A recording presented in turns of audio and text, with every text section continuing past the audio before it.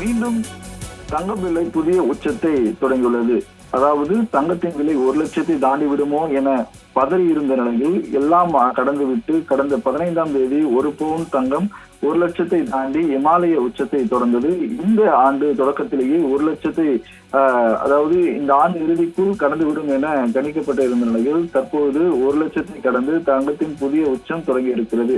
இந்த நிலையில் அடுத்த ஆண்டு 2026 இறுதியில் 2,00,000 தங்கம் நெருங்கும் என உலக தங்க கவுன்சில் அதாவது கணித்திருக்கிறது. அதற்காக தங்கம் விலை உயர தொடங்கி இருப்பது ஒரு புதிய உச்சத்தில் தினமும் பயணித்து வருகிறது.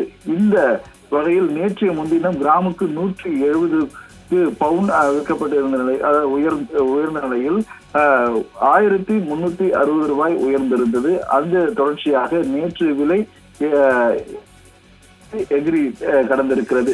நேற்றைய முன்தினம் 1 கிராம் 12,570 ரூபாய்க்கு பவுன் விற்கப்பட்டிருந்த நிலையில் 1,560க்கு விற்பனையானது.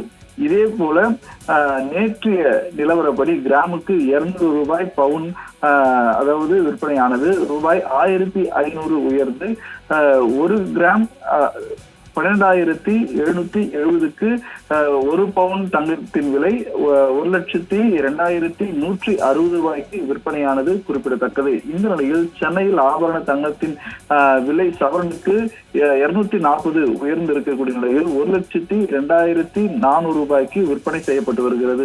ஆபரணத்தின் விலை கிராமுக்கு 30 உயர்ந்து அதாவது 12,800க்கு விற்பனை ஆகி வருகிறது. வெள்ளி கிராமுக்கு 10 உயர்ந்து 1 கிராமுக்கு ரூபாய் 244 விற்பனை செய்யப்பட்டு வருகிறது. 1 கிலோ வெள்ளியின் விலை 10,000 ரூபாய் விலை உயர்ந்து தற்போது 44,000 ரூபாய்க்கு விற்பனை ஆகிறது.